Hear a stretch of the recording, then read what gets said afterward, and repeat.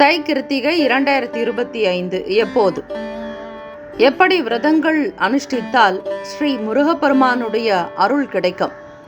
முருகப்பெருமான் எப்படியெல்லாம் அள்ளி வழங்கக்கூடிய கருணை கடல் என்பதை முழுமையாக இந்த பதிவின் மூலமாக நீங்கள் அறியலாம்.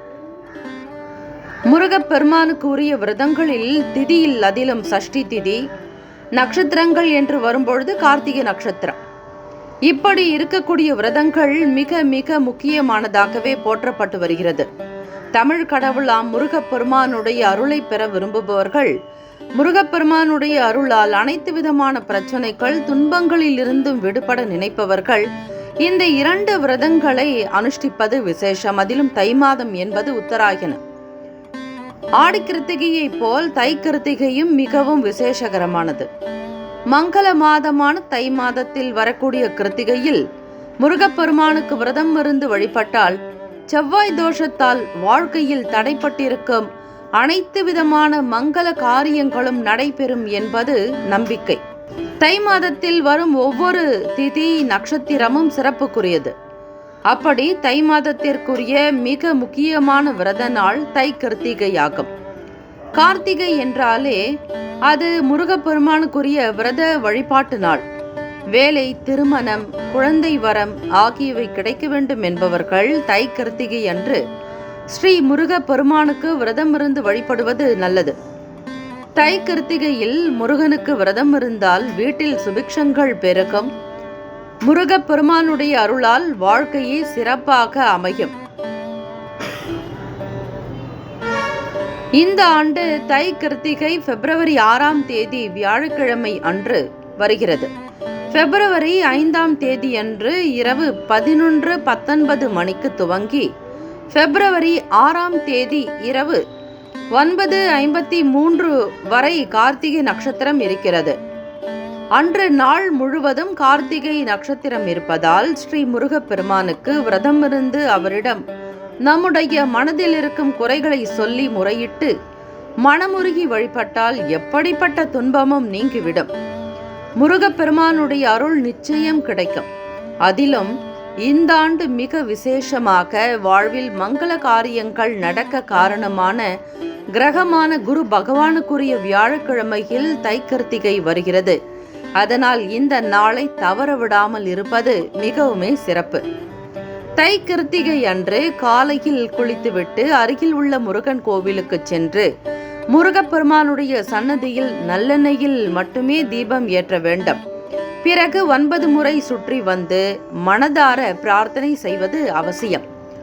முருகப்பெருமான் சன்னதியில் அமர்ந்து ஓம் சரவண பவ என்ற மந்திரத்தை முருகப்பெருமானை மனதார நினைத்து 108 முறை சொல்லி தியானம் செய்ய வேண்டும்.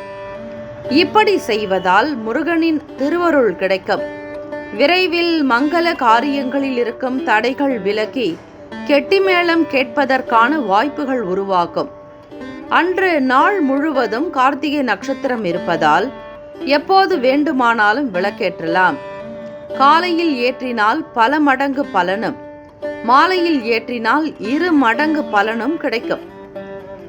சஷ்டி விரத நாட்களில் வீட்டில் இருந்து விரதம் இருக்கக்கூடிய முறைகள்.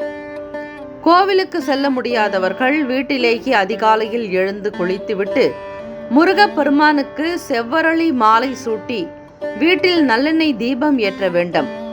பால் பாயசம், கேசரி, சர்க்கரை பொங்கல் என ஏதாவது ஒரு இனிப்பு வகையை நைவேத்தியமாக படைத்து வழிபட வேண்டும். பிறகு ஒரு தட்டில் செவ்வரளி மலர்களை எடுத்துக்கொண்டு ஓம் சரவண பவ மந்திரத்தை 108 முறை சொல்லி அர்ச்சனை செய்ய வேண்டும். யாருக்காக வழிபாடு செய்கிறீர்களோ அவர்கள் கைகளால் இந்த அர்ச்சனையை செய்வது இன்னும் விசேஷம். பிறகு நாள் முழுவதும் உபவாசமாக இருந்து முருகப்பெருமானை வழிபடலாம். விரதத்தை நிறைவு செய்யக்கூடிய முறையும் இருக்கிறது. அதாவது மாலையில் அருகில் இருக்கும் கோவிலுக்கு சென்று முருகப்பெருமானை தரிசித்துவிட்டு விளக்கேற்றி 9 முறை சுற்றி வந்து வழிபட வேண்டும். பிறகு வீட்டிற்கு வந்து மீண்டும் விளக்கேற்றி முருகப்பெருமானை மனதார வழிபட்டு முருகனுக்கு படைத்த பிரசாதம் அல்லது சிறிது பால் சாப்பிட்டு விரதத்தை நிறைவு செய்து கொள்ளலாம். இப்படி வழிபட்டால் ஜாதகத்தில் செவ்வாய் தோஷம் உள்ளிட்ட அனைத்து கிரக தோஷங்கள் விலகும். திருமண பாக்கியம் கைகூடும். குழந்தை பேறு கிடைக்கும். தடைப்பட்ட சுப காரியங்கள் வீட்டில் உடனடியாக நடக்க துவங்கும். முருகப்பெருமானுக்கு 6 நாட்கள் தைப்பூச விரதத்தையும் அனுஷ்டிக்கலாம். தை கிருத்திகை விரதம் இருப்பவர்கள் பிப்ரவரி 6ஆம் தேதி காலையில் துவங்கி மாலையில் நிறைவு செய்து விடலாம். முருகனுக்கு 6 நாட்கள் தைப்பூச விரதம் இருக்க நினைப்பவர்கள் பிப்ரவரி 6ஆம் தேதி துவங்கி பிப்ரவரி 11ஆம் தேதி வரை விரதம் இருக்கலாம். தைப்பூச விரதம் இருப்பவர்கள் ஏதாவது ஒரு வேளை மட்டும் உணவை தவிர்த்தோ அல்லது எளிமையான உணவுகள் எடுத்துக்கொண்டோ விரதங்களை கடைபிடிக்கலாம். இப்படி தைப்பூசம் வரை முருகப்பெருமானுக்கு விரதம் இருந்தால் முருகன் அருளால் வேண்டியது அனைத்தும் கிடைத்து நிறைவான உயர்வான வாழ்க்கை அமையும் என்பது நம்பிக்கை. ஓம் சரவணபவ. வேலும் மயிலும் துணை. வேலிருக்க வினையும் இல்லை, மயிலிருக்க பயமும் இல்லை.